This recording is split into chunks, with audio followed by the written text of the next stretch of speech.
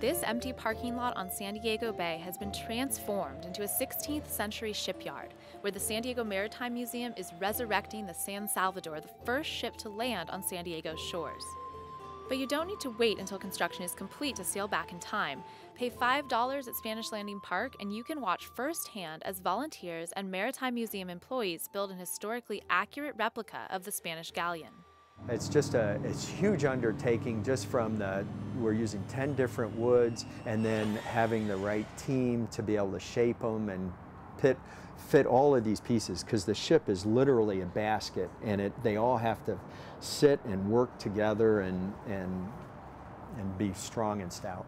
Bruce Heyman heads up the project for the Maritime Museum. He says many San Diegans stop by to see what the ruckus is, but leave knowing the history of their city. I think it will attract people's attention to the history and, our founding. I mean, I've been here for 35 years, but have never really paid attention much to any of that. In 1542, Juan Rodriguez Cabrillo sailed his flagship into San Diego Bay, becoming the first European to discover what is now San Diego. He claimed it for Spain. Cabrillo was sailing from Mexico looking for a quicker route to the Spice Islands.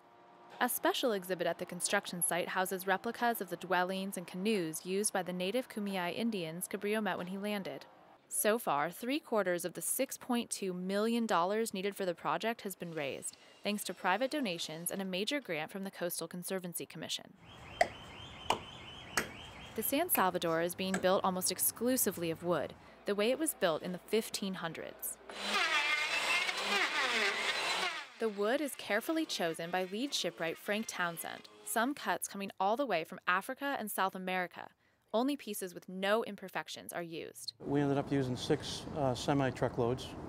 That's about approximately 300,000 pounds of wood.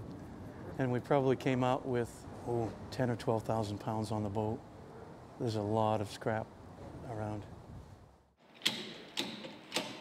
The only, although major, difference in how they're building it today compared to 1542, power tools. If Juan Rodriguez Cabrillo had an AC outlet, he would have plugged a power tool into it and used it. But we also have much more rigorous standards that we have to achieve now. That's because once it's finished, the San Salvador will take student groups and paying passengers on historical sailing trips, following the route of Spanish exploration. But the replica will have some modern upgrades. Think toilets, refrigerators, and 2 giant diesel engines. For now, workers painstakingly carve and sand the wood using huge tools like this 7,000-pound ship saw with a 24-foot blade built in 1920. No plans of the original San Salvador exist, so the museum consulted dozens of experts to reach a consensus on the ship's appearance. This idea has been in the works for 20 years, but construction just began in February of last year. It's really like a time machine in ways. Even though we use power tools, we're using the same technology. And nobody here has built a Spanish galleon. So everybody's relying on each other. And we're figuring things out as we go along. That's like an adventure. In the end, they settled on a 95-foot-long body with a mast that will rise 100 feet off the deck. Retired plumber Roy Libby is one of the volunteers making it happen. I'm living my fantasy here. And ever since I read Robert Louis Stevenson's Treasure Island, I've wanted to sail away to Treasure Island on a sailboat. This time-lapse shows the construction progress, with a photo taken every day from May 2011 through last week. The goal is to be finished by the end of 2013. That's almost 3 years construction time. It took Cabrillo less than half that time nearly 500 years ago, but he had help that isn't available today. But he also had a lot more labor. Unfortunately, probably a lot of the 100 people that he had helping to build it, many of them were slaves probably. It was a different time and a different place. We don't have that many slaves.